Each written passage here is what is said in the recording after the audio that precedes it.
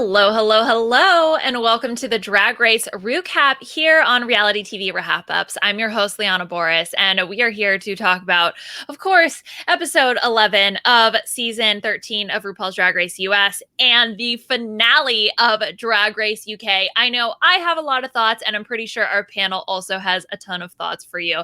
First, I want to point out, if you're watching the YouTube version, we have a new background. It's super fancy, so thank you, Tricky, for putting that together. Look how fancy we are. We're legit now. Don't mean to brag. But if you're listening to the audio version, just keep on listening, but be sure to subscribe if you haven't hit the button yet for either the Drag Race RHAPup or the general RHAPups feed. Okay, enough plugs. Let's get into everything. This woman was not here with us last week, but don't worry, she is back. That's right, Beth Dixon. How are you? I'm doing really well. I'm sitting here ready to brand my favorite drink, except for I won't actually brand it because we're not sponsored. But here, this is Augusta Pop. Light and breezy. I guess no, that's not bad. Augusta Pop, though. I'm not sure if I'm not here for that. It sounded like Augusta Pop. Yeah, because you want it to be the sound when it opens is, I feel like, somehow related. But yeah, I don't know. Well, it's not as bad as Got Mix, so we'll get into that. And with us also is Aman Adwin. Aman, do you have your brand of pop for us? Some beautiful, very I don't know what I'm gonna say. Aman SMR, like that's what I was getting. Not ASMR. I call it. Okay. Come through, onomatopoeia. Yes. How do you spell that? CHKAHHHH. Ooh. Love that. All right. Well, that was a weird enough intro. So now let's actually talk about Drag Race.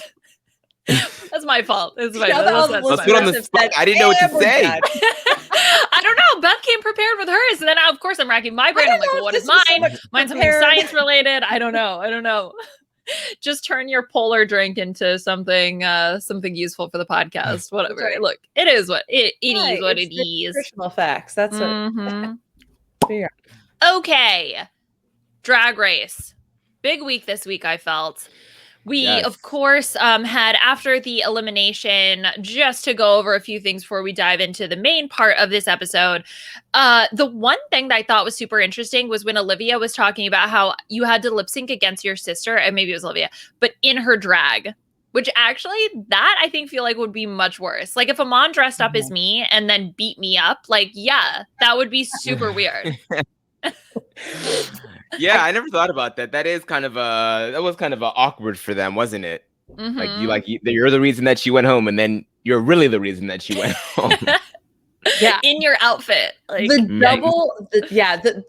drag in the wig and everything that you put her in to look like you, that landed her in the bottom, because honestly, send her home. She wasn't as bad with how she done you up. My God, I cannot talk today.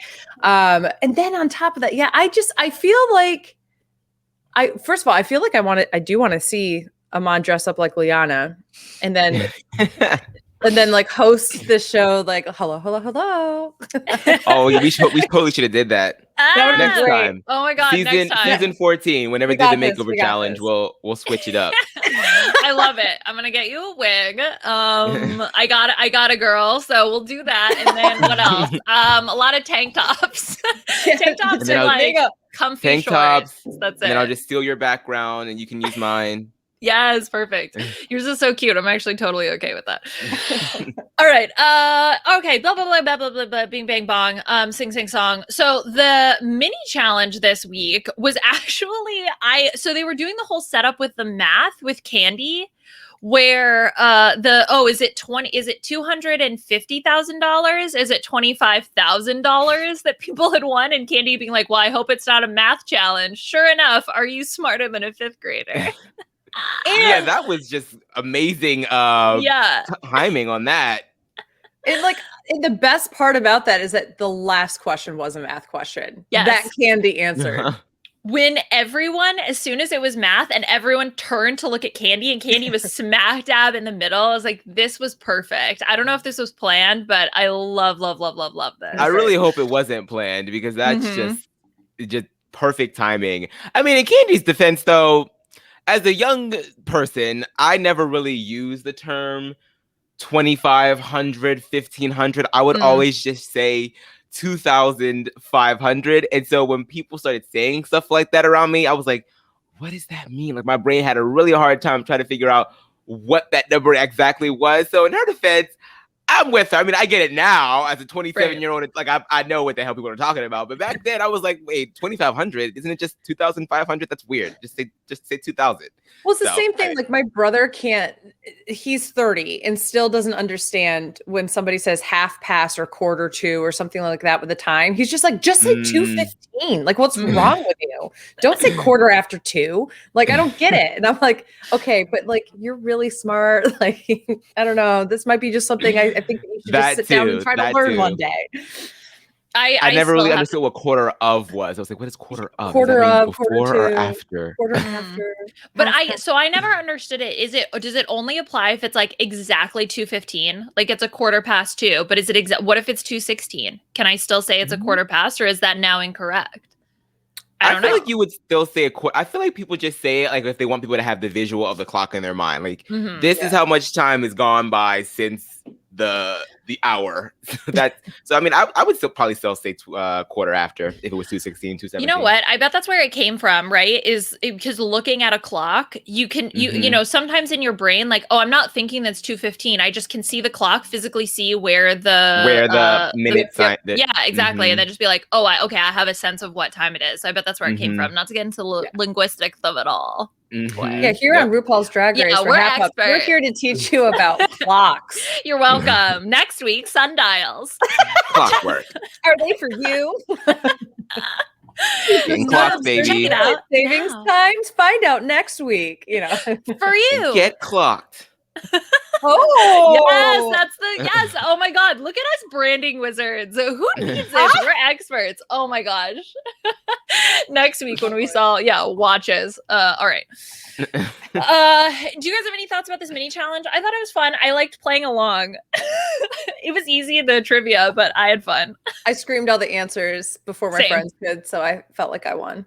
Yeah. I wish that do they do this kind of thing often? I feel like I haven't seen this in a while. Like where they just quiz them on Drag Race lore. They should definitely do this. I mean, there's so many seasons now. I mean, you have such a plethora of information, and I feel like that's a real challenge. Mini challenge based on merit. It's like, like how well do you know the show? Like, are you just one of these queens that's just trying to breeze through here without really understanding what the show is about, or did you actually do your homework? So I love this mini challenge. And we're getting to a point too where, you know, Drag Race has been on for 13, 14 years at this point. And so it's becoming self-referential. And a lot of these queens, you look at a queen like Aquaria, literally like her whole formative years were made up by watching RuPaul's Drag Race and then going on the show really young. And we're going to say the same thing about like Lawrence Chaney and Ellie Diamond and such for the UK Drag Race as well. So it's just an interesting dynamic to say, like, you know what, like kind of, we always are preaching and RuPaul's always preaching to know your history. But if you go on the show, better know your history. Yep.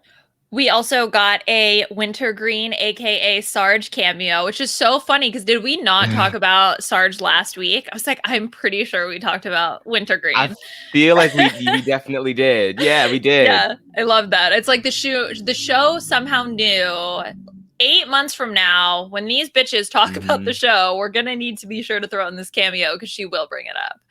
And those heels. Yes, heels. Yeah, that was cute.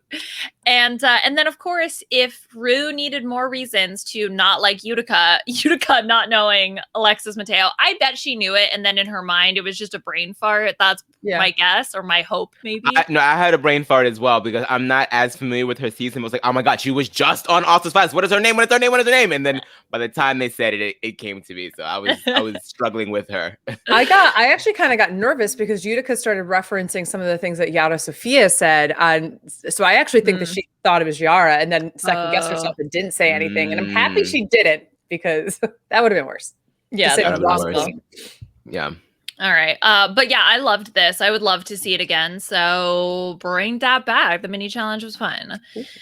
Now the maxi challenge. The main event of this episode was, of course, the branding challenge. Here they are having to market a soda, so they have to design the can, record a commercial, and come up with a little jingle at the end. And this led to some pretty interesting results. Beth, what did you think overall of the challenge? Okay, I love branding challenges. I think that, first of all, this is the most applicable thing besides performing that queens are going to have to do after they leave Drag Race. There are a lot of queens who say, like, if you're not already selling your brand while the intro videos and such are coming out, then you're already behind. Like, that's the real Drag Race, is the race to like sell your merchandise and get yourself to an elevated platform after the show, right? So I love that this is a challenge because it's so applicable to what they're going to do, but it also makes the queens take a step back and say, like, okay, how am I presenting myself on the show? How do I want people to perceive me? What is something that is me, but also shows like my comedy or what I'm trying to put out there. So I love these kind of challenges. This one in particular, I love that they had to write a little jingle. Who doesn't? Like, anybody can write a jingle. Think about the person, somebody sat in a boardroom and said, "Hot Pockets," and that like worked. Okay. So like anybody can write a jingle. And I'm so stoked that this was a part of this challenge because I thought they were all fun. Oh my God. Who is it? I think it's Jim Gaffigan who has like a whole bit about the Hot Pocket song. Yeah. It just, oh my God. Gives me That's life. a throwback. I haven't heard Jim Gaffigan in a while. But anyway, so this is the challenge of the week, and I completely agree. I think it makes a lot of queens have to focus on what is my brand. Because that's such a hard thing to do. You know, when I think of Aman, when I think of Beth, like, what is it that I think of? You know, that's what you're trying to sell. That's what you're trying to get across because you want all these fans to associate you with a specific thing, Aman. Wait, so all these fans? Is that what? Okay. And I'm just happy that this has become a staple in the Drag Race seasons. Yeah, I mean, no, I agree with Beth. It really is.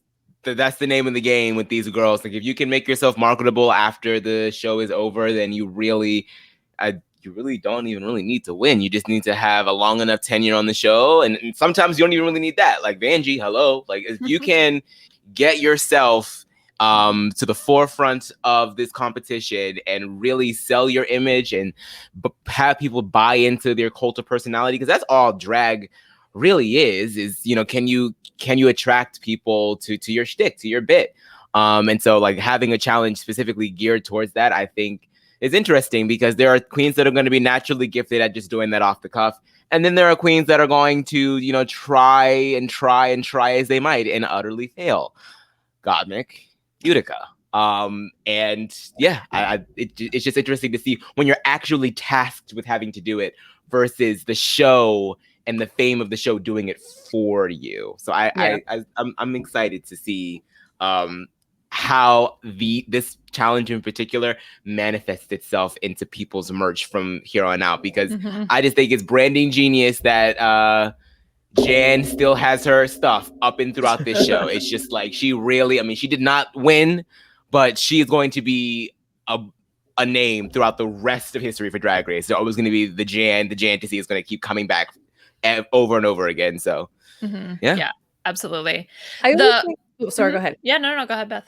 I was just going to say, I always think that these challenges are really interesting too, when you've had people like Katya and All Stars 2 who kind of go against the grain of what the feedback is and saying like, no, I know my brand, I'm going to stick to it and have confidence in it and then just do so well with it. But then you have the queens who, like, this is different from any other challenge. Like, you should probably listen to what the critiques are from RuPaul for something like Snatch Game where you're not being yourself. But when you're doing something that is purely in your lane, it's almost like it behooves you to really stick with it regardless of what other people are saying. And I'm going to eat my words in a few minutes when we talk about Utica with that. But I do think that, like, for the most part, like, if the more that you can stay in your lane, but like follow the direction of Carson and Ross or whatever, like, the better you typically do in these challenges. Yeah. Right. One other thing to touch on briefly before we just jump right on into everything from the videos is Jade Essence Hall showed up. So Anne Hathaway, Jada Essence Hall, essentially the same person, popping on in and giving some super sound solid advice. Although, not gonna lie, I think I'd rather take advice from a winner of a season than Anne Hathaway. No offense to Anne Hathaway, but at least Jada's like, I've been through this. I know what y'all are in the middle of. So I can actually give you some advice that could be more pertinent, more relevant to what you're going through. Yeah, I love seeing her back because it sort of reminded me a lot of the old days of America's Next Top Model, when the previous winner would come back and say like, guys, like, yeah, I was just here last year. This is a whole roller coaster. Just, take all of the things that you're doing right now and just really try to apply it and don't second guess yourself. I really like it when past contestants, especially winners, are able to impart a little bit of wisdom on the queens. And also, it's just nice to see Jada Essence Hall because, once again, she was the first winner during quarantine. And all the queens from season 12 really didn't get a chance to really go out there and tour and see the world and go clubbing and all of that. So it's just nice to see her actually get a chance to come back in the season, besides just being at the end to give the crown away. So, and it's going to be interesting to see if how they even do that too. Cause I'm assuming that the finale is not going to be in person, or if it is in person, it's going to be very closed as how many people can be there. So I'm interested to see how they do that. I really hope that Jada's going to be there. I feel like it'll be on the main stage. That's the feeling I'm getting. Okay. Or is that too close to All Stars?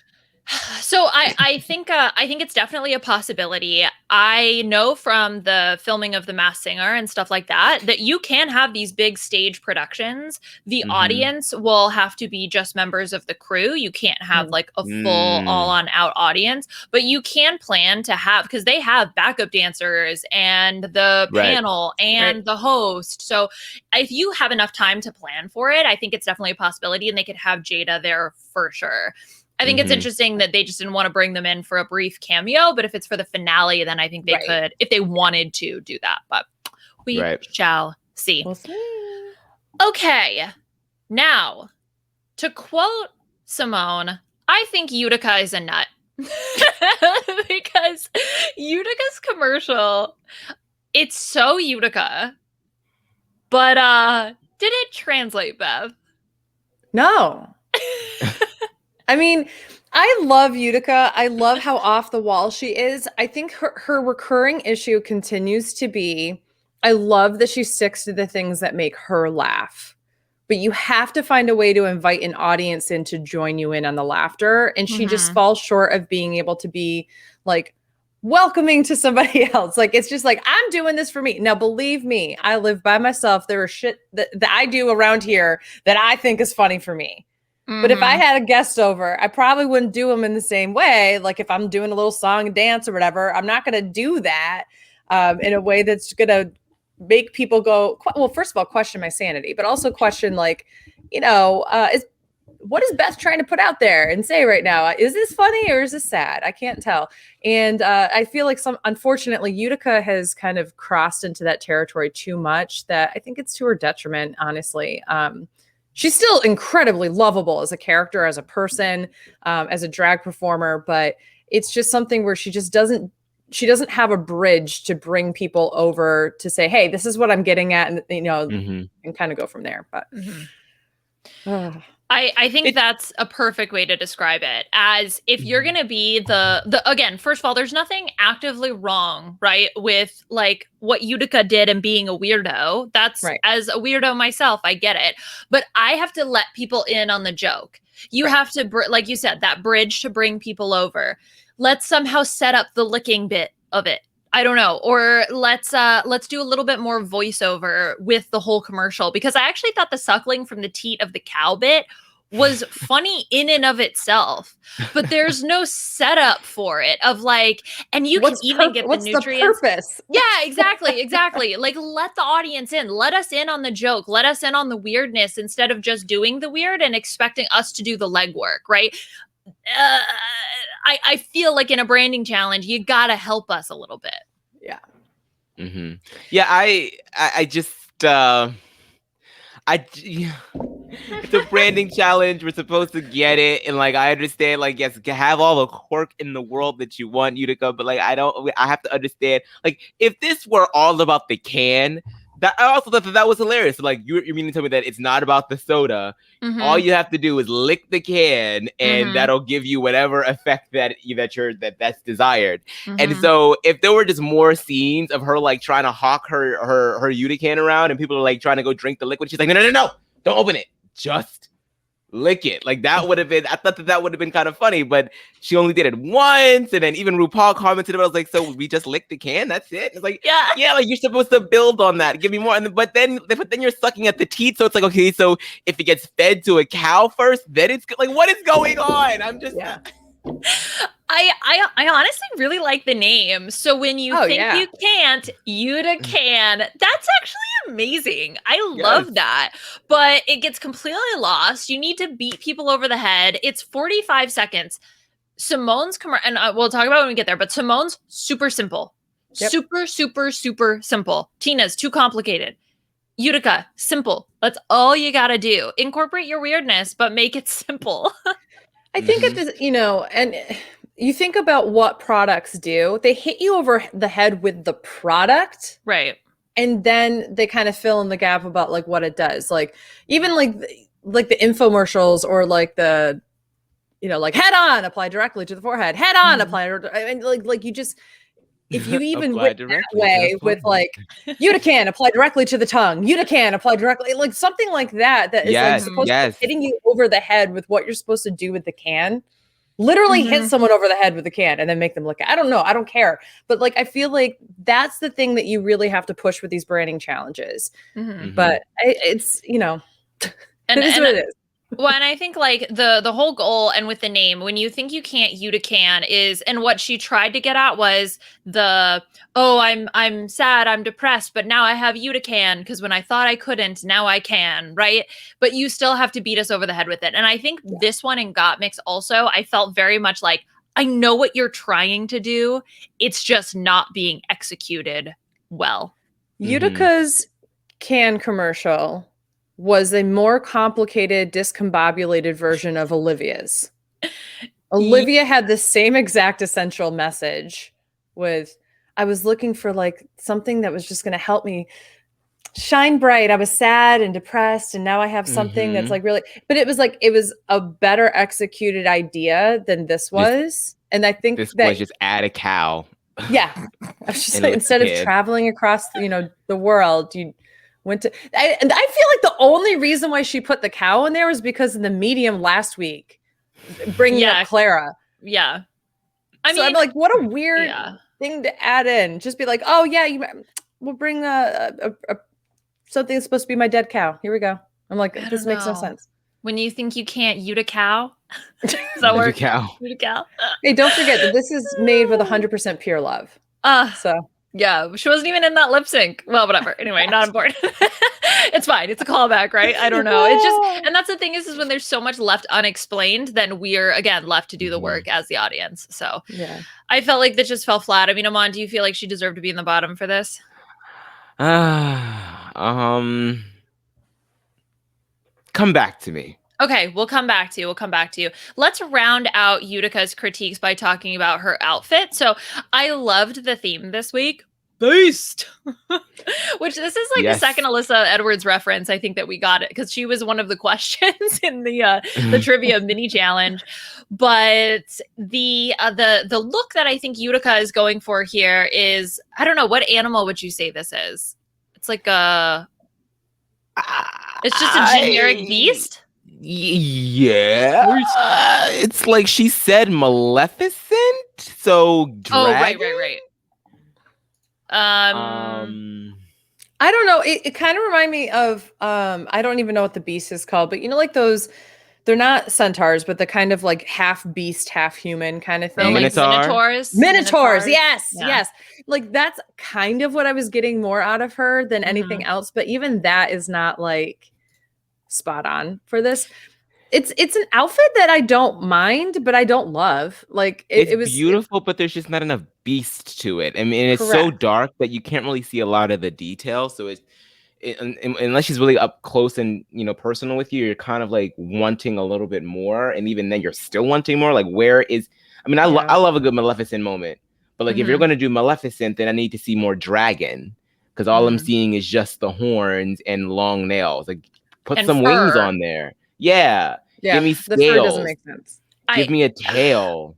I love the I mean I really think this is gorgeous. I think because it's black, it's hard to see the corseted part of it, which does make that a little bit more awkward. I think if she had bigger, like big ass horns, I think that really would have helped to do it for me, because I think the contacts, the eye makeup, all fabulous. The outfit is difficult because it's dark to get a lot of that texture, but at least giant ass horns I think really would have helped. Yeah. Yep. But I can see where the critiques came from a little bit, in that it's sort of borderline beast, and because Utica does this kind of stuff a little bit more regularly, it doesn't feel complete beast. Like when you think what Utica would do for a beast, it would, you're in your head, I think you think so much more, because this is something she could have walked out on a normal runway, and I think that's where the critiques were coming from. So it's about the previous expectations of Utica as a queen, and what she does on the runway. Because I saw some people being like, well, why does Utica get critiques? And it's like, well, I think that's where it was coming from. Valid or not, that's my understanding of the judges. I totally agree, because I actually look at this and I go, I guess she could have done this for the train runway. She could have done this for, you know, for any other runway, not any other, but you know what I mean? Like, it's not, I don't get, oh, this was for the beast runway. You know? Bigger, I'm telling you, bigger horns. It's always about a bigger horn. Hey. Ayo. All right. KANDY MUSE, Miss KANDY MUSE, and the K special. Aman, what do you think about KANDY's commercial here? I mean, everybody likes that special K, I guess. It was very simple. It's very simple commercial, very straight to the point. You're in the club, you want to feel like you're living your best VIP life, so you go and get the K special, and then you're tripping out on drugs, because that's the message that I got. I didn't get the VIP. fantasy in your mind, right? That's, I think, some of the. And is it milky soda? It's white soda? Okay. So one of the ingredients was milk, right? Is that because she's dressed in leopard print? Or is that unrelated to the drink? That has to be unrelated. What would the leopard print have to do? Why is she licking the milk like that? Because she's on drugs. She's on drugs. It's like a drug thing. That's what I thought, at least. So if Utica did drugs before hers, would that make more sense? It's a referential to like being on that mojo down in Florida. What I'm thinking. Well, I mean, some milk. Okay, yeah. I mean, I do. That's obviously the name is the double joke there, because it's KANDY, but also K. So. Is milk I've been out of the drug game for a long time. Maybe like did I forget about the whole licking milk phenomenon? Well, it's like the milk is supposed to sort of like quell a lot of the hallucinogenic and crazy side effects that come with doing shit like ketamine and spice and all that stuff down in Florida. Google. There's like this viral video of this guy who's like freaking out down in Florida. He's like banging his head off the concrete, and there's this lady in the background saying, "Oh, he needs some milk. Get him some milk, y'all." So okay. Oh my God. I wish that KANDY put that line into this commercial. Oh, I need some milk. Give me some milk, y'all. And then she gets on the floor and starts, licking the glass of milk. Which, by the way, I didn't even make that connection until you said it, Beth. So, but now it makes so much more sense. That's what I thought it was. I could be very wrong, but even just like look at like the background and such of like what's it's very trippy. Like if you're tripping, but I just like I don't know why what kind of glass is that? That it's like the proportions of that glass. Oh, you're talking about the milk one? The milk glass feels so weird. I don't know, but obviously it's different than the one that they would serve at the bar, which is more the highball type glass. But okay, so yeah, I mean, look, obviously the ketamine reference, also KANDY MUSE, the K special. It's like a fantasy of your mind, tastes like a VIP section of a can, and then the licking the milk. Those are like my big takeaways. This was a safe this is one. Drugs then. This is drugs. Yeah, this is drugs. It's got to be. So that's KANDY's brand? I guess. I mean, go for it. I mean, Laganja would like to have a word. Grass. I have the same critique I've had with KANDY quite a bit, right? Which is that even if she's being really funny and high energy and stuff, her eyes are dead. And it's really disconcerting to me. So like when she's tripping out there, like this was her eyes the entire time. She was going like, whoa. Well, maybe it fit. Whoa. And I'm like, okay, but get your whole face into the acting of it. I did love like seeing her record that with a screenshot of her on a stool. And the fact that we also got to see the 2 pit crew members also in the final product. It's so ridiculous.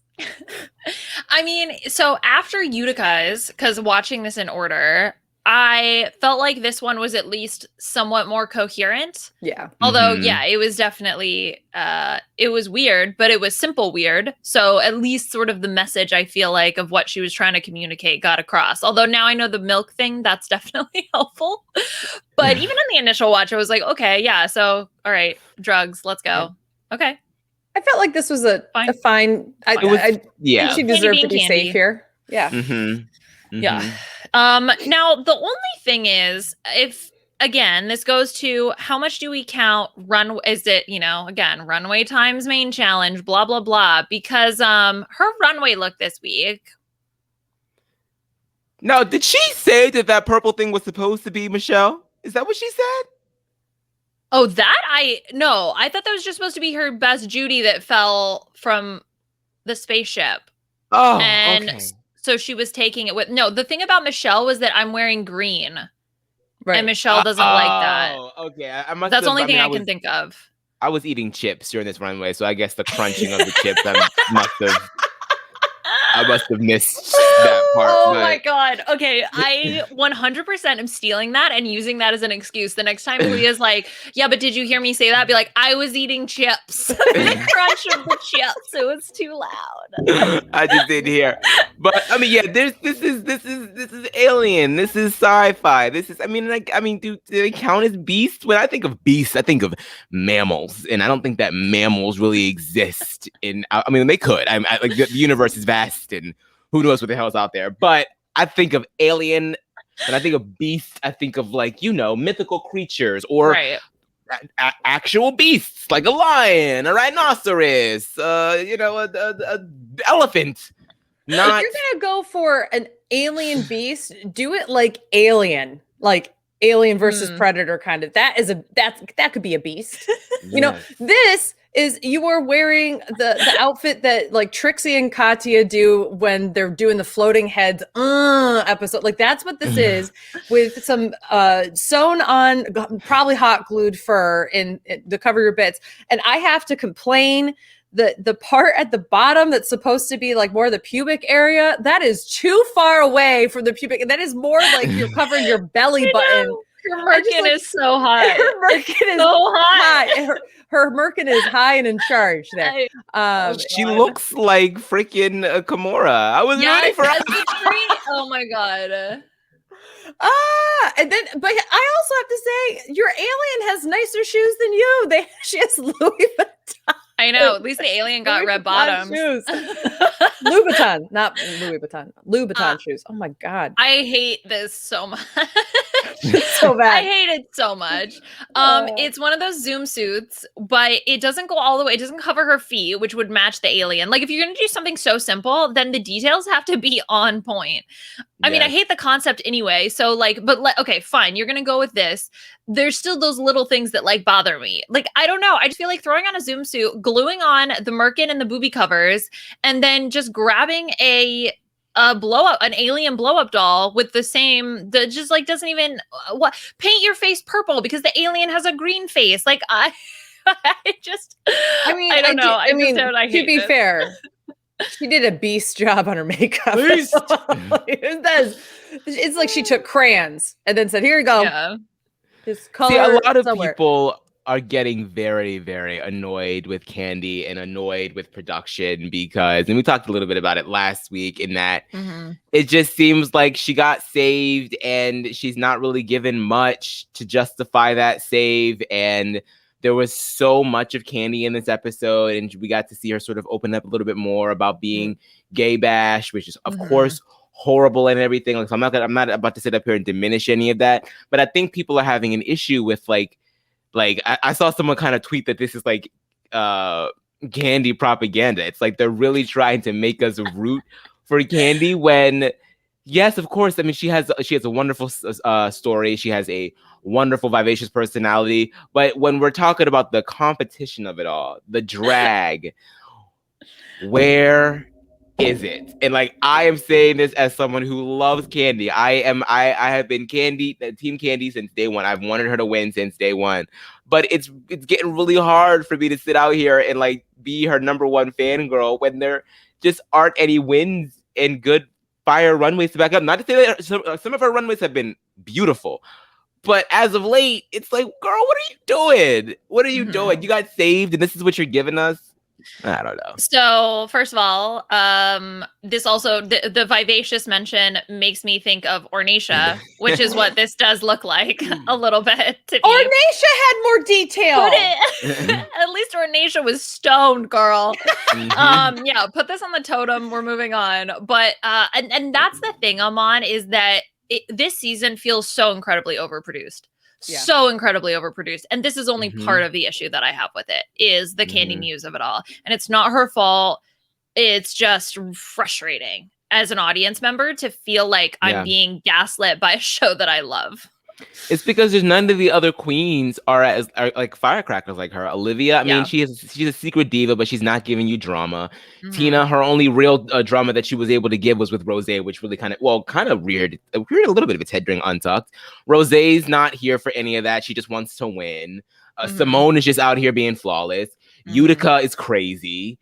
And who else? Like Gottmik is just trying to show off for her community, which is great. So there really isn't anybody here that's giving you those. If I had to lip sync for my motherfucking life, I was motherfucking ready. Like, there's nobody giving you any of that. So they have to keep yeah, it's tough because at the same time, I understand that they're producing a show for all of us to watch, and it does have to be entertaining. And so I can empathize with being like, well, if we got rid of KANDY, you just be like, well, season's boring. I'm bored. This is boring. But here's I have a brilliant idea. Stop making it 90 minutes if you don't have 90 minutes to fill. Make it an hour. Guess what was an hour every episode and looked really amazing because they had fantastic characters. UK Drag Race. Like, you don't need an hour and a half. If you, like, this also goes for the challenge. I know this isn't a challenge podcast. You do not need 90 minutes of me looking at boring Casey and just like being like, why am I watching furniture? The end, oh my god, it's awful. Also, the challenge is bad. Yeah. It's just in these kind of seasons here, like a lot of us are tuning in. If we want to tune in for drama, we watch Untucked, right? We want to see the drama that comes along naturally with being put in a pressure cooker to put your talents to the test. That is why we like to watch this show. Of course, when there are shady moments here and there, we love that. But for the most part, we're here to watch the talent portion of the competition. And sometimes we need a reminder as an audience as well that, like, okay, well, this is, it's talent, but it's also a reality show at the end of the day. So it is going to be produced. But I agree, this season more so than others, I felt, especially since we hit the middle part of this felt very overproduced. Last week's episode, I felt like was like a refreshing break from that. And then this week was like the judging made no sense for like half the queens. And I don't know what I want to see whatever the form was that, or like the I can't even come up with it. Like the description of this runway. Cause like how did she get this? Yeah. How did she get this? Cause I mean, this is also the same girl who was trying to figure out is 12 minus 4, 8 on a it could be speed, like creature. If it was creature, right? Then I get this. If it's creature, if it's beast, which I feel like it had to have been, right? Because it's kind of, that's the whole point then. Right. I don't know. I don't know. Okay, let's move on to Tina Burner, who had, how did Rose describe it? It was like a whole a whole trilogy. Yes, exactly, of Miss Tina Burner here. Aman, overall thoughts on her commercial? What'd you think?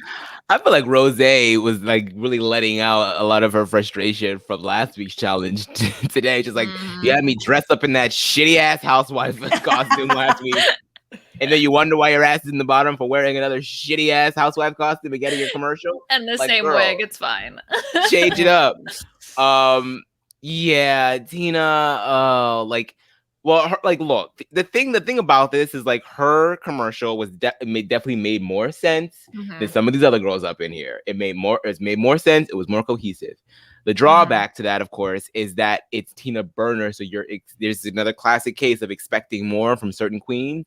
She's a hostess. She's a bit of a comedian. She's been in the game for a while now. You expect somebody like Tina Burner to like have their shit together and come hard with a branding challenge. And yes, hell yes. That's like, I mean, yes, we get it. Tina Burner in hell, hellfire, red, orange, yellow, all that shit. We get it.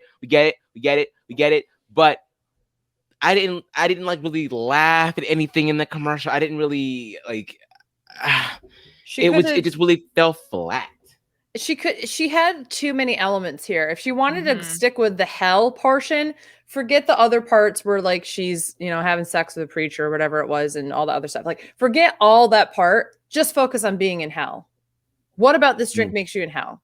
And why do you like, you're like, hell yeah. Like bring it just to one level. If it's about you being a dissatisfied house guest. Wow, I really am in the reality show television world right now. Then yeah, go ahead and just focus on how this improves your marriage or your home life or something like that. If you want to be kind of sacrilegious and say like, okay, we're going to use this as the new communion drink in church, like go that route or whatever. But she had too many elements here for it to be cohesive all the way. Like we knew what she was doing, but it didn't matter because the jokes didn't land because you were like, but how did that tie into that other? And then what about this? And you also had, like, it was too many things for the audience to focus on. So so from what I understood, the concept is makes a good girl go bad, right? That to me was how I interpreted what she was trying to sell, which the first part of the commercial with the housewife stuff, I feel like that fits. I get that. But then the second half, that's where to me it gets confusing. Like Beth, like what you said with the flames in hell plus the sex with the priest and all of that just makes it super complicated. Because I actually feel like the first maybe 10 seconds of the commercial, even though the jokes didn't necessarily land with the look at the camera, a wink, like sitcom-y kind of thing. Speaking of the clock, it was quarter after and it's 6:16 and I'm just remembering that now. Well, so only she had said it a quarter after 6. We all would have laughed so hard. But that I get. That I understand. I get where she's coming from of trying to set up this uptight housewife that only has sex at exactly the right time and your husband has to come home. Okay, fine. That's a good setup. But then the second part of the execution, then that was where I think it kind of fell apart. And then to Michelle's point and the critiques about, which kept saying, hell yes, which I get is the saying, and I'm okay with that, but you still have to then keep burning up as part of it. So, and we're about to drink some burning up. Hell yeah. Do those two together. So then at least the catchphrase kind of goes with it, with the actual name of the drink. So I actually didn't think this was that bad because I saw what she was trying to do. However, that doesn't really excuse the bad execution of what I thought the second half was. Yeah. So I don't know. I'm a little bit of two minds because I feel like a lot of the critiques and it kind of goes with which I didn't quite understand of the outfit as well, felt like critiques that had just been building up for so long that the judges wanted to give in terms of the predictability. Because this runway, wow, this is awesome. This is amazing. Way different than anything I'd expect. Yes, this is the like cut up sort of toy thing with the scissors. That's deal. Oh my god! Yeah, the silhouette, the look, the makeup, amazing. I'm like, and maybe it's just because Tina Burner's been giving us things that are so repetitive. I thought that this was gorgeous, and I was really impressed with her. So I wasn't as down on Tina Burner in general, I think, as the judges were this week. I would agree with that.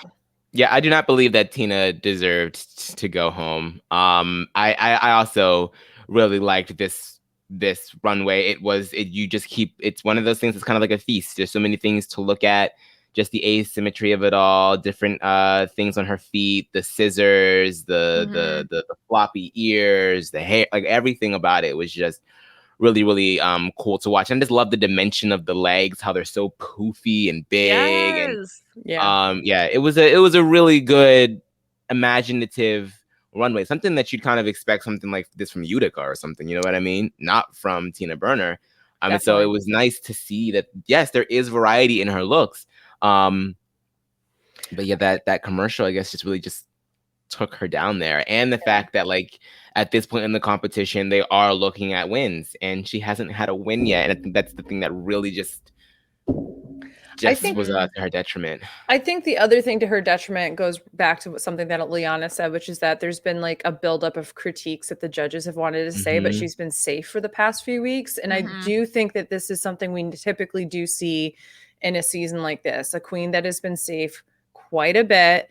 You start to get into the top 8-ish and they slip up or not as strong, or they don't do something that they haven't even been able to hear the critique about it yet, but the judges are fed up with it, and that sends them home. And it wouldn't be the first time this happened. I'm saying this as if it's like, oh yeah, absolute fact, and I'm struggling to come up with the examples in my head, but I know that I have felt this way before. I think that she's more I don't think that the judges had anything negative to say about her outfit. I think it literally just came down to, you're not giving us, you're really working outside the box of your talent. You're really trying to, you know, expand and grow and elevate your brand and all those different kinds of things. You're just kind of giving us what we know what you're able to do, and other people here are growing. Right. And that is harder, I think, to do for, I mean, like, look at someone like even Bianca, right? Bianca Del Rio comes on and wears the same dress for 11 episodes and still wins the season. But she's able to do something and push a little harder and a little further in the other areas of her performance, right?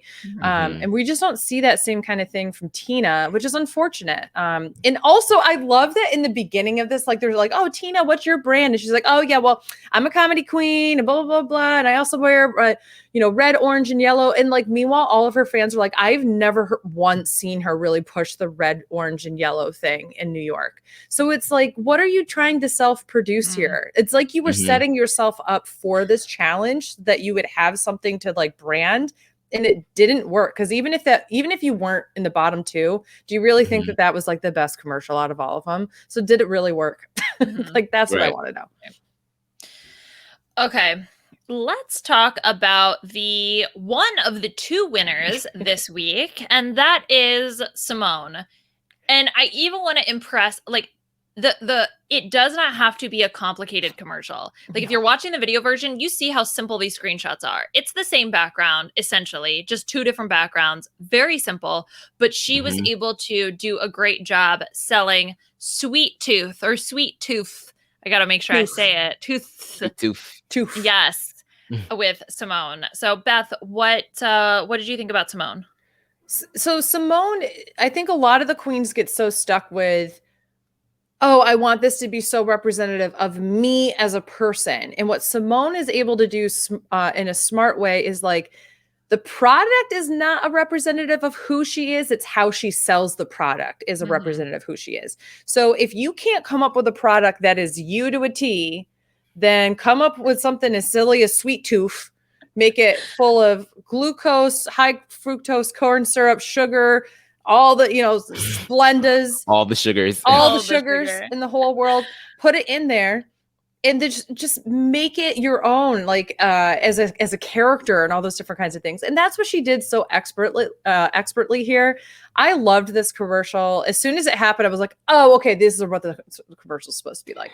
So she really just sold the crap out of it.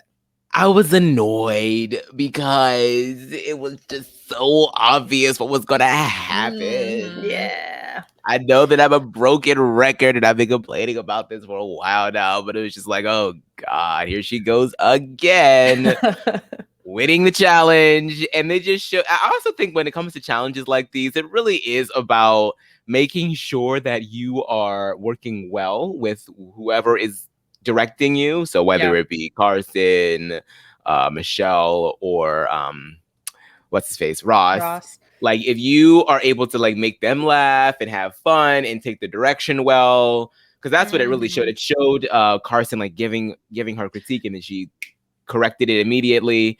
Whereas with Tina Burner, who is a actress, she's a performer. I was like, there has to be some production finagling going on here, because there's no way that she kept effing up that line that way. Victoria's not the only one with a secret. I refuse to believe that that's how it went down. They edited that. I just don't believe it. Victoria the one with a secret, and it's like, yeah, like people say it that way. I bet she gave a few takes, then they gave the critique.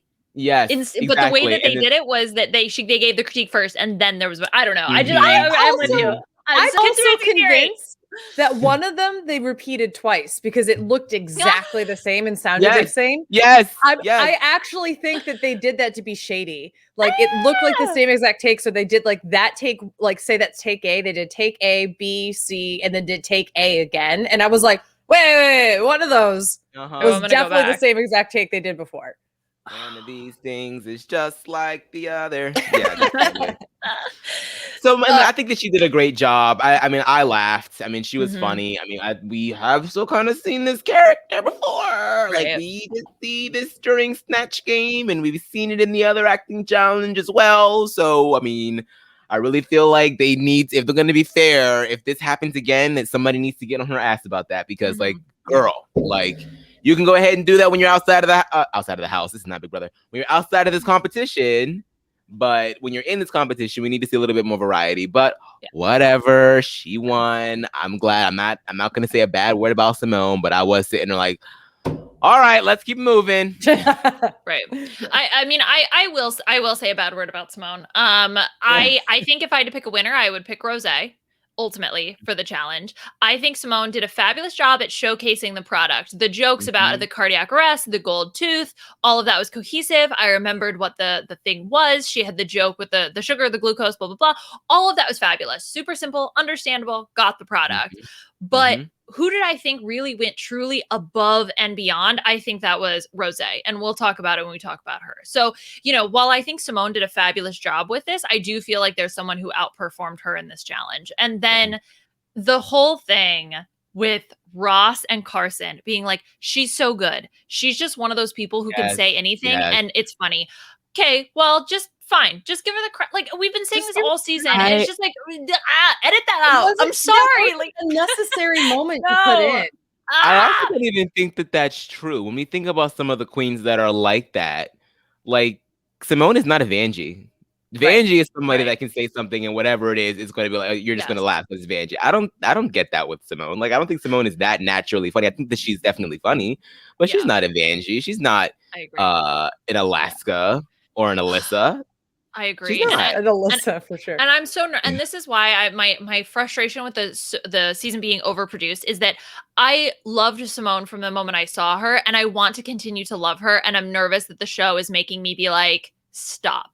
I don't don't force sweet tooth down my throat. I don't want that much sugar in my life. I will appreciate sugar on its own. Stop it. Anyway. Okay. Liana doesn't speak for me. I would like all the sugar. Please. I'm wondering if this is because of the fact that, I mean, because she has been in the bottom. True. Once. So if we're counting up wins, because she ends up winning this, right? So that's 4 wins. 4 wins. If one of them gets canceled out because she's in the bottom, then it's 3 wins. And I'm wondering if there's another bottom 2 situation that's going to happen, so that there's like a whole humbling arc. And then she rises. She's not going to go anywhere. Like, well, and that's the thing. Like, they have said before, Alaska was straight up told that if she hadn't had that meltdown right before the finale, that she probably wouldn't have won, because they like giving a winner to somebody who has like a vulnerable moment. And Simone has had a vulnerable moment, but it's just like, it's so obvious that she's the front runner. KANDY. Like, like, oh God. So it's just, And it was the double save moment too. And the KANDY stayed. So it was like, so no one was ever going to go home. Right. But you know, she was never really in danger.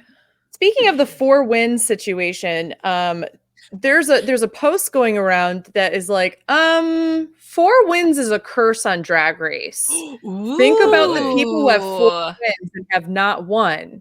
And so you think of Shea Coulee. You think of Oh. Bimini Bon Boulash, which we'll get to. You think of who was the last one? Was it Gigi Good?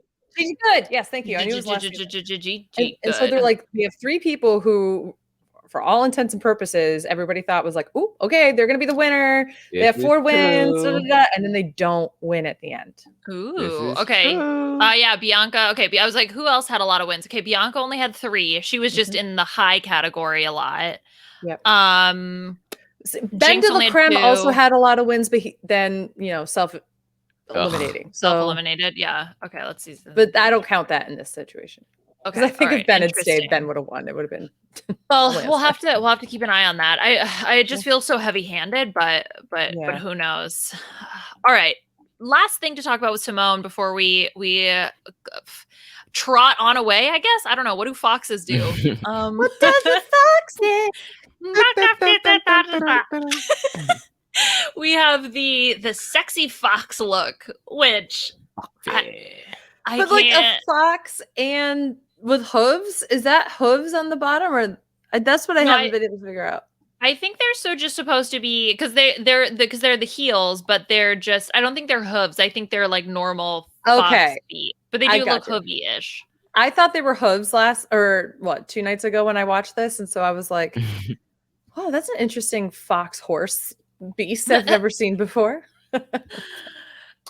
Yeah, it's definitely because this can be very costumey, but I think the fact that she gave it a little bit of character with the ripped up tank top with the chain and the really Daisy Duke-esque jeans, I think it just really gives it like a little bit of a pop. And then it's also something that you wouldn't really expect from Simone. So it's just sort of like, oh, this is interesting. It's really playful. It's really fun. And just different. Memorable. If I had to remember a beast runway, this would be the one that I think about the most. So, and the hoop earrings in the ears, just very, it's just, it looks like a lot of fun. So, I'm not shocked that this this helped push her towards the top. Mm-hmm. It trends on costumey. But that being said, I love it. I love the shoe part of it, like the way that she was able to do that. And I think the added outfit of the booty shorts and the crop top, that is what hopefully helps to push it out of the 2 costumey. And her in Untucked being like, I'm sweating my tail off was hilarious to me. So I think that counts. Like no pain. What was it? Fashion is pain. So yeah. Okay. Have you guys ever heard what foxes actually sound like? I bet it's like a growl. It's terrifying. So I went, just a quick little side story. I used to, back in college, my friend had a lake house in somewhere in upstate New York. And it was nighttime, pitch black. We were by the fire, and all of a sudden we just hear, oh God. And I'm sitting there thinking, oh my God, a woman's something's happening, somebody's being attacked. And my friend's like, no, it's just a fox. They literally sound like screaming women. It is the most terrifying thing I have ever heard in my life. You know who also sound very similar to that are raccoons when they're or bunnies, when bunnies are being attacked. Oh God. It's all awful. I live in upstate New York, so these are all things I have heard. I have a video somewhere on I think my Instagram or whatever, where out this back window, I was hearing what sounded like something like dying and just and I was like, what is happening? I wanted to call the cops. I was so scared, but they're like, no, it's just a fox. I'm like, it's like, should we still call the cops? Because the fox seems in trouble. Oh my gosh. That song then is much more palatable. Somehow they made those weird noises easier to digest than actual fox sounds.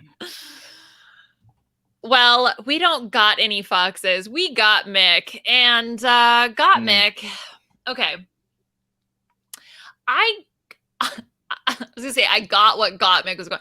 I got the concept in the same way that I got Tina Burner's concept, so I could tell what she was going for. But the execution, Beth, just wasn't there. Yeah, I felt like in this situation, what would have made the concept actually come full circle is instead of it only being in your head that all of a sudden you feel sexy, is that everybody sees you as being sexy. So when you fall, everyone's like, oh my God, she did that so hot, rather than being like, oh my God, she still is ugly. Because like then it's too similar to what the before was, right? So in this situation, if she had had the other people like the pit crew like at first be like disgusted with her farting, and then the second time be like, oh my God, that smells like a bed of roses and she's so hot or whatever, like that would have been better. Like you are so delusionally that you like radiate it and other people get it, like you get that delusion as well, right? Like that would have been smarter. I like the delusion. I just think that they needed to go more into like showing the juxtaposition as to like, I feel like when you squeeze the water in your face and it's not graceful and it's horrible and it's embarrassing or whatever, and then everybody's looking at you like you're crazy, that you get that shot, and then you drink it, and then I would have loved it if like there was just like more editing with the screens, like then there's like this purple haze around her as she's drinking it. And then she does the exact same thing. She thinks that it's sexy, but people are still looking at her like she's crazy. But like, so I really wanted the delusion, like kind of like what Jinx Monsoon did with the perfume back in season 5. I wanted like more of like delusion, convince yourself. But it just, I don't know if it was like the editing of the actual commercial or if it was her acting or just a combination of the two.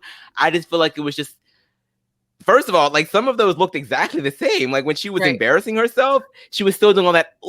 I'm like, so is it all just sexy then? Like, what are you doing? But the other part of that too could be choose different things as the before and after. You don't have to spill water on yourself before and spill water on yourself after. Like choose, like, are you constantly like embarrassing yourself, and choose like 2 things to embarrass yourself, and then be like, oh, now you can embarrass yourself with like this other thing. And that way you get like different situations where other people are still going, girl, you're still embarrassing. But at least you're not showing the same exact thing twice. Yeah.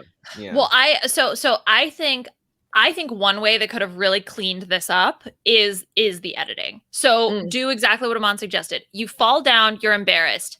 Has this ever happened to you?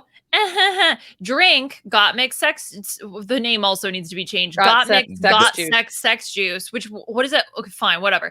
Drink got mixed got sex juice, and then when you then you do the fall sexy, and then you're like, oh, and see, like it doesn't matter, and then you choose whether or not you still want it to be the delusion. I mean, I think I also like the delusion part of it, but the repetition back to back shows that contrast and that change, because what happened was it was like all the embarrassing things, then drinking, then all the sexy things. And like I had forgotten what the embarrassing things were by the time we got to the sexy things. So that was confusing. And then probably there are other things to tweak, like the acting of like, you gotta make it super embarrassing. You gotta make it, especially when you're not going to change outfits. The only thing that is different is your acting between the two.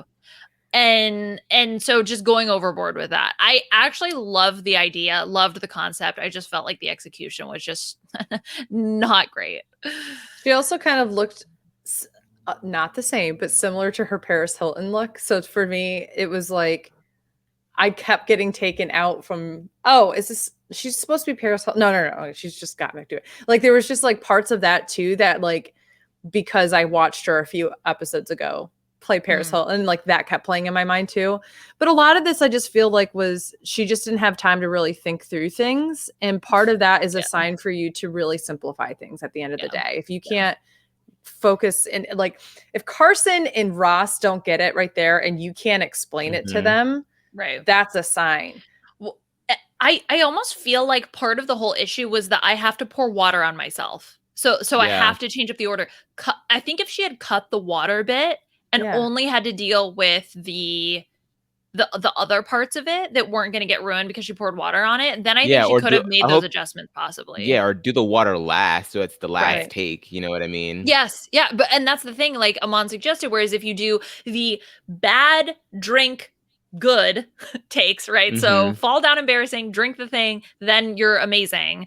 Then the last one makes more sense for you to do it that way. So yeah, she was just overcomplicating everything. Yes. So putting the storyboard together made it like she was having more problems with that than anybody else. And like, if you were having a problem organizing your thoughts, take a step back, because you're not, if you can't organize your thoughts, girl, the execution is going to be rough. Yes. I honestly feel like she needed her own damn drink because she kept bumbling around the set, and she's like, "No, it makes sense. Like it's gonna make sense. It's gonna be like, girl, no." Yeah, I mean that's the thing is that if you can't understand it yourself, how in the hell are you going to communicate it to somebody else? That's RuPaul's name. I'm pretty sure. Can I get a name? How in the hell you gonna convince somebody else? Can I get an amen? And then what does the name have to do with anything? God makes God sex juice. It's not like she's having. It's not like her libido is now all of a sudden increased. It's just now all of a sudden she appears sexy. That's anyway, it. No, it didn't make sense. Okay. But this is something that did make sense to me. Yeah. And that was her runway look, Aman. What did you think about her? I don't know. What would you call it? It's kind of owly. Like the eyes look like owl eyes. It kind of reminded me, they do look like owl eyes, but it kind of reminded me of, I think I referenced this show on this podcast before. Hidden Monster. Real Monsters. Oh, Real Monsters. Yeah, Real Monsters. Yeah. Yes. That's it reminded me of that. This is a great runway. I mean, she's always very fashion forward. She always knows, how to switch things up and make things pop and give you a little bit of flavor and character on the runway. I had an issue with like her wig line during the close-up and the deliberation. You could kind of see all of that action up there, but the eyes really pop out. I love the teeth just coming around her waist and from around the boots. Very nice touch. The fur, this is definitely beastie, but make it fashion. Right, very much. And I like that her eye makeup matches the colors of the two different color eyes too. So she has red contacts in, but she also has like the bright yellow that matches the like yellow I didn't even see that, which is really cool to me too. So she is somebody, unlike KANDY, who like takes every moment to be as detail oriented as possible on the runway, right? And I think that that's what separates people at this point in the competition. Who are the people who are going above and beyond in everything that they're doing? Now, I think that her biggest problem, again, was the organization of thoughts. The concept was there was the execution of it, right? But when it comes to the runway, that hasn't been an issue for her yet. She has these really interesting visions and knows how to execute them. So I thought this was actually one of the strongest Beast runways, for sure. And this is Beast. This is Beast. Yeah. It's quirky, it's weird, it's cool, but it's definitely fashion. It's definitely Beast. So I got that. And it looks costumey to a point because like no one wears big eyeballs like that, but it's not it's not costumey. You know what I mean? The winged liner on the eyes make it fashion. So it's not just these big cartoony eyes. Like the eyes are fashion. So I love this. I love this. Yeah. Okay. One thing I did not necessarily live for was Olivia Lux doing her live drink concept that just makes you so positive, Aman. I literally do not remember anything about this commercial. Even these screenshots are not reminding me of anything. I don't remember anything. All I remember from Olivia was like her filming the commercial and having to smile. Not smile so hard. That's all I remember. I don't know what this drink does. I don't know. I know nothing. She failed for me. Are you ready to live? That was the jingle. Are you ready? I think it's extra triggering for me because when I was going to Drexel, like my freshman year, like the whole branding for Drexel was like, Drexel, live it. You're gonna live it. And it's like, what are we living? Like, you're taking our money. You want us to come to your school. We get it. Like, I'm coming to your school. Shut up. Like, so now I'm just like extra triggered by this. I also like, I'm just such an idiot in this moment because it took me 72 hours to figure out that it's the E after live is not supposed to make it say live. Like I'm sitting here being like, why did she put the E? Then this is live. Then I'm like, oh no, that also you can pronounce it as live as well, Beth. Good job, Beth. Like that was the whole point, is that she's like, this gives you like the joy of life, essentially, when you drink it. Her commercial, like I said, it had a better vision of execution as to what Utica's did, but Utica's stands out more because it's so quirky that you can't help but forget. Like, you can't forget it. Like, this one you can forget. I felt like Olivia here actually got some pretty shady direction from Carson and Ross, who their biggest critique on the runway is, well, I mean, even when you're sad, you were smiling. Did you tell her not to smile? No. Did you say anything to help her in that situation? Not that we saw. So, like, you really, like, all of a sudden these critiques were like, the hard part was imagining that you were sad because we never saw you sad. I think you they guys did are the mention directors. it. I think they did. But they said, like, oh, just try to be like a little more. And like, normally this would be a moment where like there's multiple takes where she's trying over and over and over. But it was like so passed over that I'm like, I can't, like, you didn't, if you're going to make such a big deal of this, it needs to be a bigger deal in the editing that you tried to do that. Because what I saw was, okay, so now you're happier. So when you're sad, try not to look as like, you know, because even in this top one where she's in the desert, like, like there's even like, it's almost like she can't help but have a little bit of like a light of a smile behind it. And like, there's things that you can do as a director to say, like, I need you to do these things with your face instead. And they didn't do that. And yet they did the same kind of stuff with Simone. Simone, can you try this deadpan? Can you try it this way? And they give the queen suggestions rather than saying, don't do this. You know what I mean? There's a difference. Yeah, there. Yeah, it's tough. I don't know if like we didn't see that. They did give the instructions, but she does look very happy. Yeah, she does. And I'm basically saying that at the end of the day, it's really shady when the two directors are saying that, but are also not referring to the fact that they said anything about it. It's not like they said, well, we told you not to do this and it still came across.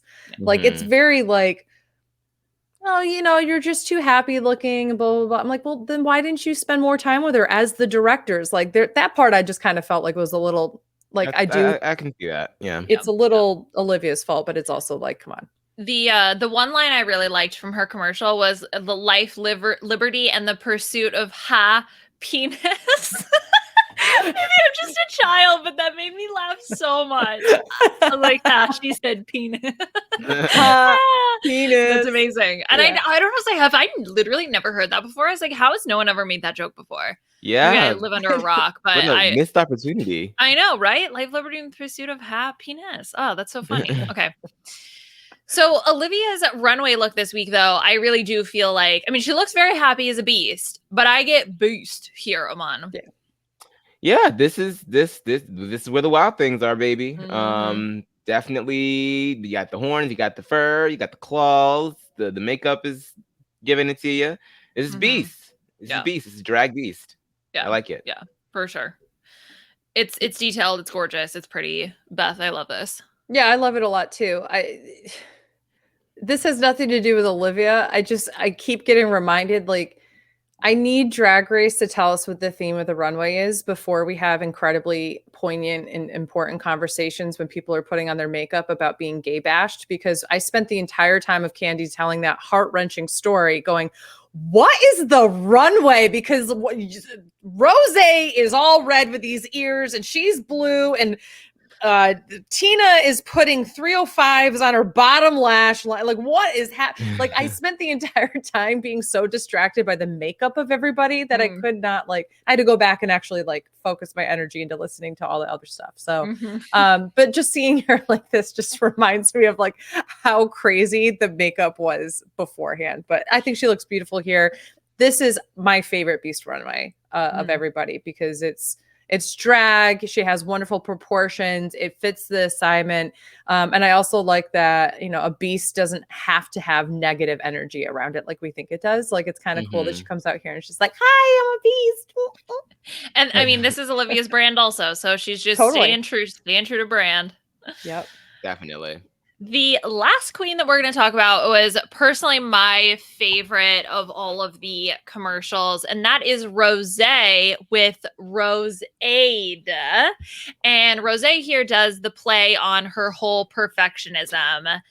And I'm not going to lie, the moment for me that sold it was the dig on herself with the ruffled dress. Yep. Aman, I laughed. I was so happy. I was like, thank you, because I hate your ruffles. She understood the challenge. The rent was due and she paid it. I really enjoyed this. Even right on down to the name. Elegant, simple, straight to the point. You remember it because then her name is in it. The inclusion of the Jan robe. Yes. Everything. Like, she thought about all of it. And she made it simple and to the point and funny and humorous and a little bit of self-deprecation in there. Just great. Just great. I would say, Beth, for me, this was probably the most complicated that worked. Yeah. Does that make sense? Like the most complicated concept, but still was executed well enough that I got what she was going for. I think, yes, I completely agree. And I think that's why I agree with you that if we only had to choose one winner, I would have gone with Rosé. I think that I laughed more at Synone's. And I really did enjoy it. But Rosé's to me had a higher level, just like was one more level above with thinking. And it was just higher level and such with a little bit more detail. I really like this. I love that it was really about branding herself. I am a perfectionist and everything has to be perfect and all these different kinds of things. And here's how you can make yourself perfect as well, while also pointing, making fun of herself for the ruffles, for, everything else. And the fact that she's wearing the Jan robe with the messy thing is even funnier for context. Like, so there's just Jan goes home on the marketing challenge and okay, well, I'm going to wear your robe. Like that's just so good. Oh my God. Yeah, I thought this was altogether really good. And also Roseade actually sounds like a real drink. Right. And it's to do the sort of I didn't necessarily remember the hangover cure part of it. So maybe that's part of, it's Roseade. It's going to help you after the hangover. I definitely felt more the perfectionist. So maybe if I'm going to critique something, that would be like the main thing is that I kind of but it also fits with the whole like waking up hungover, vibe of it all. Right. But still are these giant ruffle textures flattering? No, it isn't. Thank you. I really appreciate that. And it makes me like Rosé that much more. Well, her runway look may probably have confused Beth while they were trying to have their serious mirror talk, because Rosé goes total devil here is how I would describe it. Yes? Yeah. But make it drag. Like demon, devil, him from Powerpuff Girls. I was gonna say him. Yes. Yes. And the makeup is fire. I love the makeup. Oh, it's so gorgeous. Oh, and I'm kind of happy that we saw it in the workroom before we saw it on the runway, because she looked so much more gorgeous drag and so much less costume than we saw in the workroom. Yep. Like I really can't say anything bad about this. It's literally the Beast 666, the Beast. I definitely lied. I thought Olivia's was my favorite. This is far and away my favorite. I don't know how I forgot about all the details of this one. Like I loved Olivia's, don't get me wrong. This one to me, I love the nails. Like remember like the nails that like Alaska had in that one outfit of All Stars 2 that were like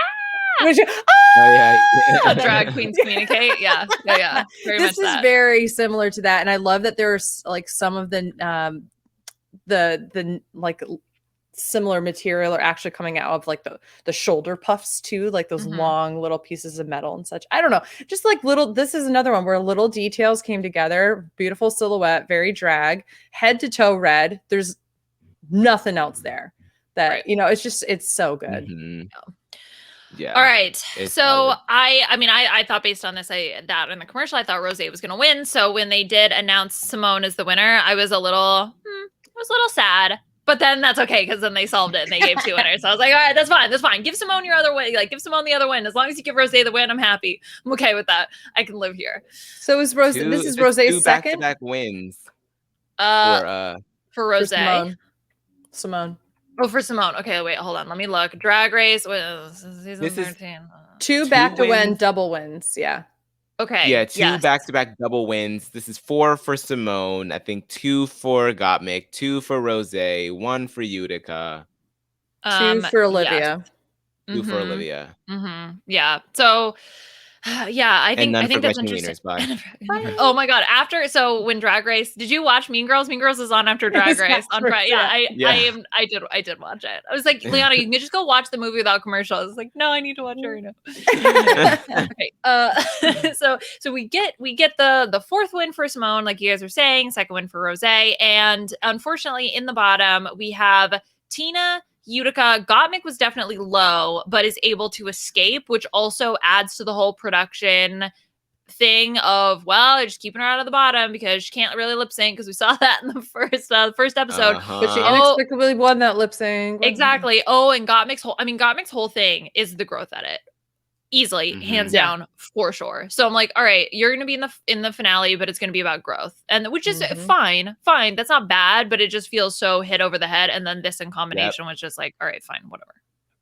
Yeah, I mean, Gottmik, in my opinion, it should have been Gottmik and Utica. I don't think that Tina should have been in the bottom. Tina being in the bottom and then being sent home. Like, I'm not gonna lie, there's a part of me that's like, I don't really care that Tina leaves here. Like, she's not adding too much to anything. Like, the first few episodes when she had like those fire confessionals, like, and oh God, I just used the word fire when I was talking about Tina Burner. But Get like, it? she did it. She put the branding in me. No, she just kind of has cooled down, like both in terms of her competitive place in the competition, but just like also like for entertainment reasons, like I'm just not getting enough from her. I have been wanting Tina Burner to go home for like weeks. I'm not gonna lie to you guys. She's not. I wasn't vibing. This week, I couldn't believe myself being like, why the hell did you send Tina home? You finally did something different on the runway, and you're just continuing to bash. Like, I love Utica also, but I felt like this was Utica's time. They're not going to get Utica. And next week, the preview also set up, oh, Utica's doing something wacky and we're never going to understand Utica. Then just let her go.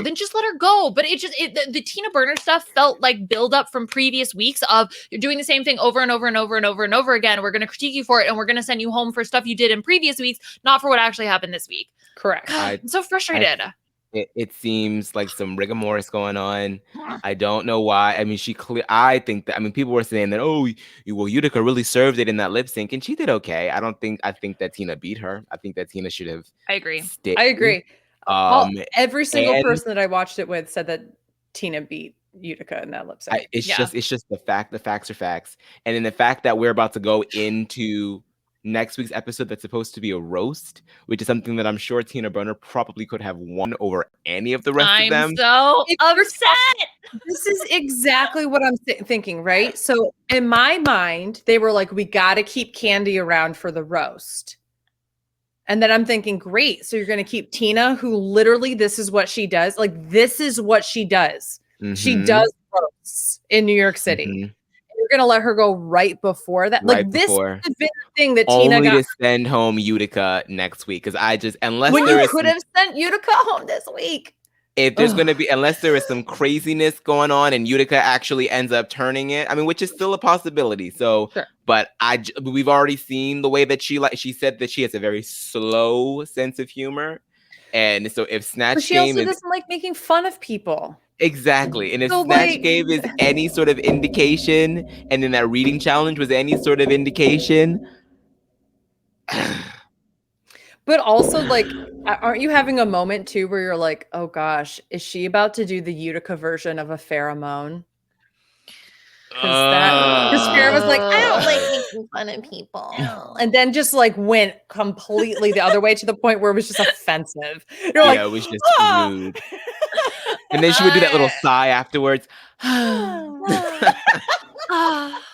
You're You're an asshole. I'm so upset about this. And I'm like upset at the fact that I'm upset because it's like, Liana, you don't even like Tina Burner all that much. It's like, but I can't help it. She didn't deserve to go out like that. No, I don't think she did. It makes me like Tina even more. So, I mean, not that Tina, like, there's nothing wrong with Tina. It's just like, I feel like all my frustration is at production. It's coming across like it's at Queens. It's not. I'm not upset at any of the queens. I would love to see Tina Burner. I would, of course, go see her in a show. I'd love to see that.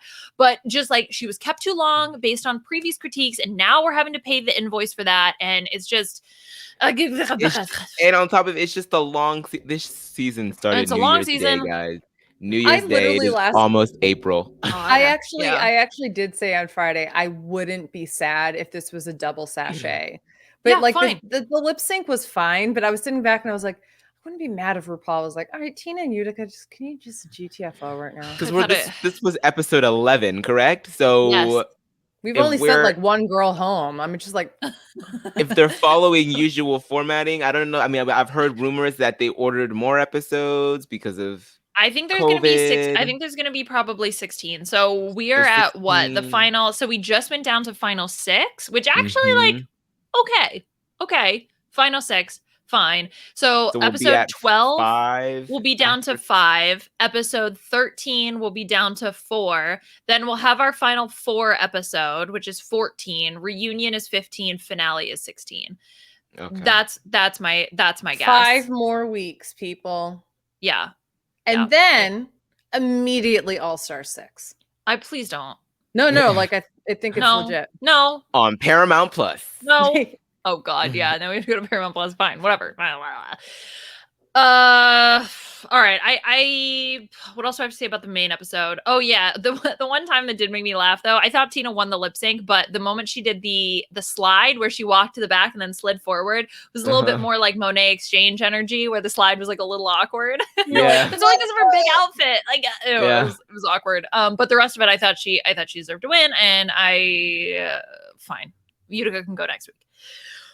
Okay, Untucked. Untucked was actually a little spicy this week, especially with the Utica or the Rose clapback at Tina being like, "You just did that," or whatever that happened.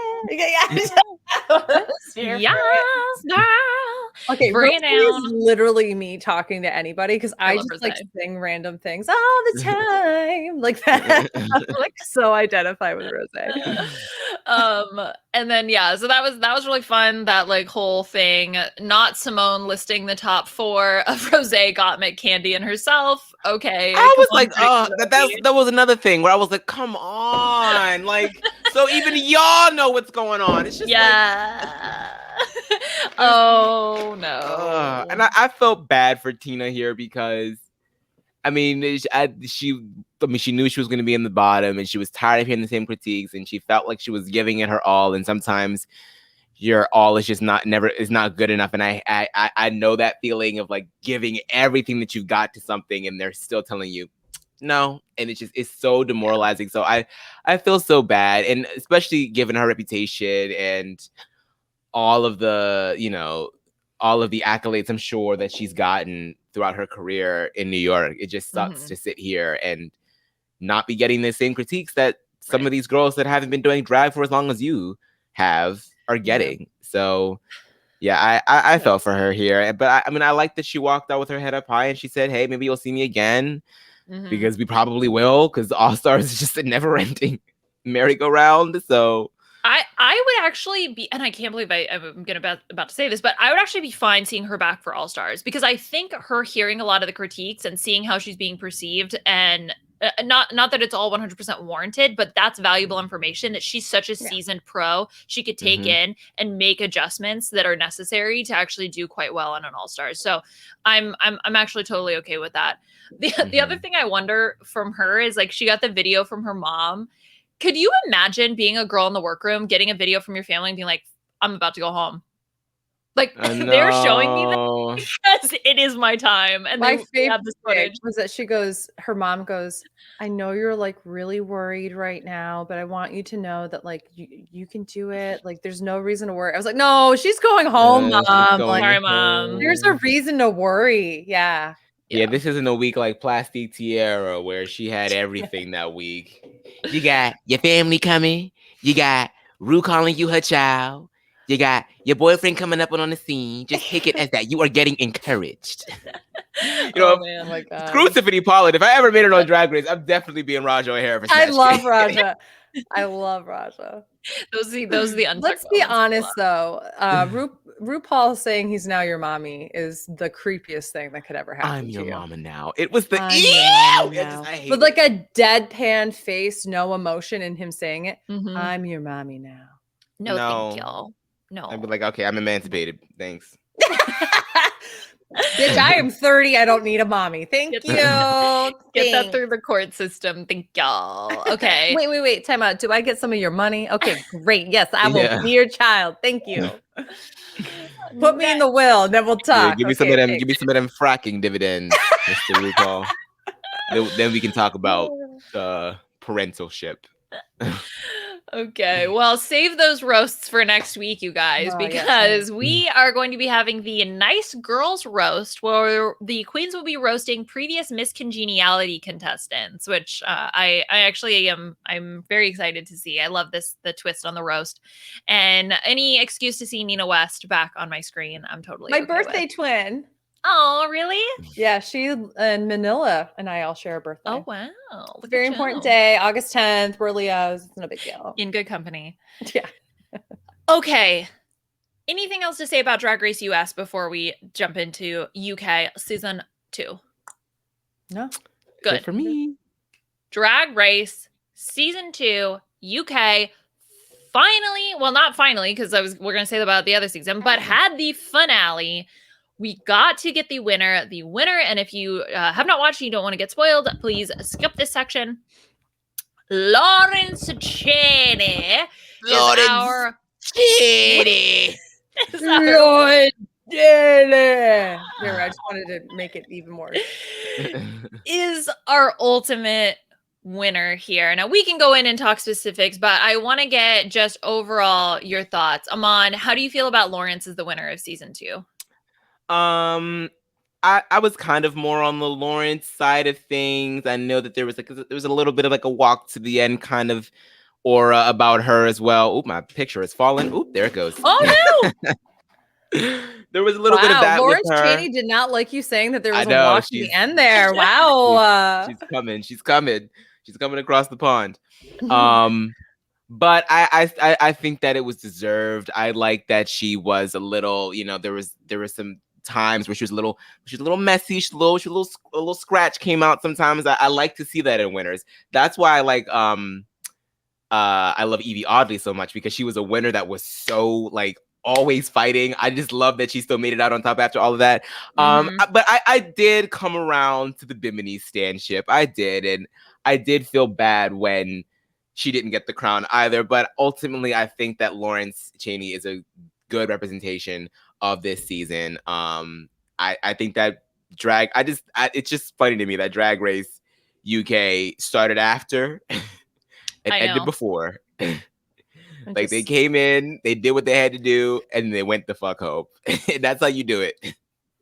Yeah. Even with that hiatus because of the pandemic, they still were able to squeeze all of that in. Yeah, they didn't make their COVID episode a separate episode. I mean, they had it, but they still aired the regular season. Thank you, BBC. Well, Beth, what about you? How'd you feel and I do feel it is a little bit, sorry, Tace, but a little bit of the Bimini versus Lawrence Chaney for the final discussion. Definitely. No, I agree with that. I think that Taste is another one that I would love to watch on an all-star season. Having international season. Ooh, yes. Now that that's a thing, I'm excited. Yes. I I think that in a similar way that we've been sitting here saying, oh, it seems like it's just being set up for Simone to win. I feel like this entire season is just being set up for Lawrence to win. We could have predicted Lawrence was going to win. Like literally every time RuPaul looks at Lawrence, you can see like things that Lawrence do that aren't inherently funny, RuPaul laughs at. Like, so it's just like, I think RuPaul has like a creative crush on Lawrence, which is great. I mean, this is RuPaul's show, right? Mm-hmm. I'm not mad at Lawrence winning. I think that Lawrence is an incredibly talented queen, had a lot to do, had fingerprints all over this season, and it makes a lot of sense. Mm-hmm. However, I will say, if you're talking about a queen that has grown and just defied expectations and was strong in every regard for the second half of the season, Bimini's the queen. So I'm somebody who, like, I normally like to see, I don't want it to be like, as much as I love season 6 of Drag Race, I don't want it to, what did it fall again? Yeah. I don't want it to be like, it's obvious that Bianca Del Rio is going to win. Like, that's not as compelling to me. So I thought with Bimini winning, like, that would just make for just such an ending to an already incredible season. And also give a lot of credit to growth to somebody who went home and was really able to like reassess and do everything they needed to during the hiatus and such. But Bimini's a star. Bimini's going to have an incredible career. And I have seen a lot of really horrible hate to Lawrence Chaney. And if any of our listeners are doing that, stop. What are you doing? It's a television show. Lawrence Chaney's an incredible queen who absolutely deserved to win. And I'm like, would be damned if I see anybody who I follow who is a part of that culture. So I'm just putting that out there. So for me, I was on the roller coaster of Bimini Bamboo Lash. Also, it's just fun to say in the same way Lawrence Chaney is fun to say with my terrible accent. But and once I sort of took a step back from the season, and someone had posted this on Reddit, but it was all of Lawrence Chaney's silhouettes. And I got to see all of her fashion together. And thinking about the season as a whole, production aside, because I had the exact same feeling of this is Lawrence Chaney's to win, the same way I felt like this is Vivian's to win last season with UK season 1. I'm happy with the winner. Yeah. I think Bimini will continue to grow, continue to be a badass, and they will come back on some type of all-star season, gotta be, or at least have plenty of success with their career outside of Drag Race. And I'm happy that Bimini was able to get the recognition that I think that they deserve. So very, very happy. I ultimately felt like poor little Ellie Diamond being brought to the final 4, then only to be like very Roxy Andrews-esque. I was just going to say Roxy Andrews. But then we got a final 3. So like, go sit your butt down. But the finale, I am not gonna lie to you guys, I like legit almost started crying because I just felt like all of them brought something different, and to hear all of their stories, what Ellie has been through as a 21-year-old. Oh my gosh. Tace killed the final performance. Far and away was the best. If you got crowned based on just that, Tace wins. No problem. And maybe it was just in comparison to the others, but like the energy, oh my gosh, was amazing. And she's such a fabulous performer. Her dad was the bassist in Wham. What? So cool. That like grew me for a look. Yeah. Oh my gosh. And then the hot backup dancers, what were their names? Harry and Delvin or whatever. Oh my God. And then Tace's performance outfit, like in the rehearsal, that wig and that jumpsuit. I don't even know what that was. I don't know. I had a fabulous time with the finale. I had a fabulous time with the season in general. And I think though, ultimately, like my heart was, I wanted Bimini to win. I'm happy with the outcome. And I really enjoyed the season. I really did. I think that my heart wanted Bimini to win. My brain wanted Lawrence to win. And so for me, and I would not have been mad if Tace had won. Like literally this was a final 4. And I probably would have had some like head scratching if Ellie had won, but I loved Ellie as well. Like this was a final 4.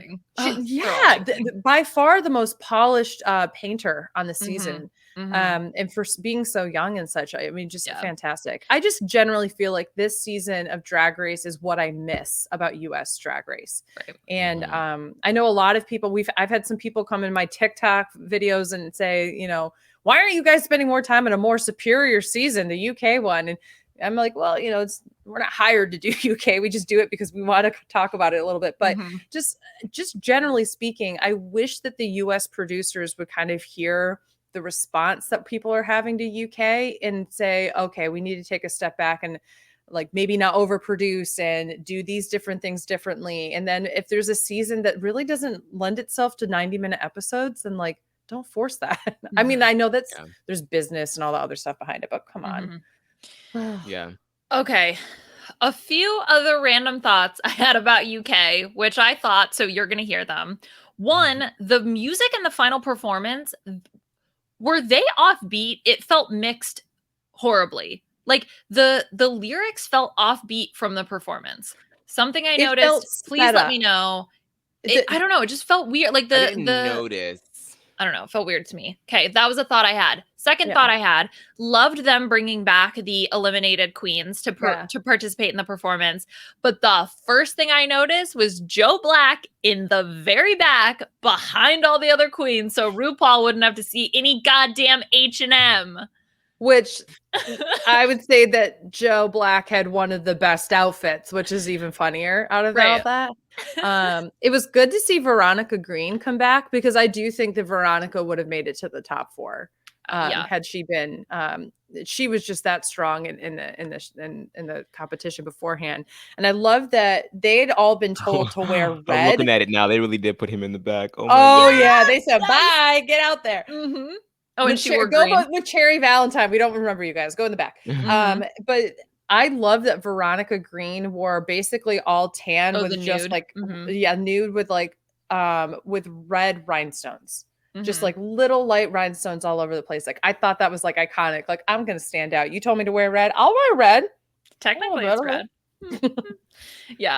The other thing that I noticed was Sister had the blue sparkles around her lips. You know who else had blue sparkles around her lips? I thought that too. I was like, she is so shady and petty, and I'm here for it. I don't know if it's on purpose, but that made me laugh. That was amazing. I'm happy they got to address Ginny and the whole gag there. I think that was very interesting. Overall, just very enjoyable. I will probably rewatch this season. Loved it. Yeah, it was a great season. Okay. That is it for us on this day. We will be back next week to talk about just US, at least for a brief moment in time, depending on what happens with the Down Under season. But we will be talking everything when it comes to the roast. Now, Beth, where can people find you on social media and what are you up to? Yes, people can find me on Twitter and Instagram and TikTok at AugustaWind11, as well as on my Twitch channel. Liana and I actually collabed yesterday playing a little bit of Animal Crossing. So if you want to check out both of our VODs, you can see us talking about the Animal Crossing's New Horizons anniversary that was yesterday and just having some fun visiting each other's islands. And then I'm also going to be on the 29th best season of Survivor Countdown this week with Brian Scally and Rob Sesternino. On Wednesday, we are going to be covering South Pacific. So I'm excited to chat a little Survivor. It's my first time chatting about Survivor on RHAP, which is another one of my favorite shows. So I'm excited. Fabulous. And Aman, what about you? You can follow me on Twitter at Aman Adwin, tweeting about Big Brother, also covering Big Brother Canada at RHAP. I still have my Glee podcast going with Matt, so make sure you check that out at Choir Room Pod. I've been making bi-weekly appearances on the Purple Pants podcast with Bryce, so make sure you're checking that out as well. And of course, you can find me on Twitch as well, reading Harry Potter, playing Harry Potter games, and playing Among Us like later on today. So yes, that's what I'm doing. And you can find me on Twitter at Liana RHAP, on Twitch, twitch.tv/LianaIsm. And I'm talking Masked Singer in my free time. I will eventually show up on the Big Brother Canada, loving the season so far. And yeah, that's everything for me. So if you would please take a few moments out of your day to go leave a rating or review for us on our iTunes page, you can easily access that with robhasawebsite.com/drag race. Thank you to Tricky, shout out. Thank you for the graphic. And of course, Scott St. Pierre behind the scenes for everything that he does. And we will talk to y'all soon. Bye.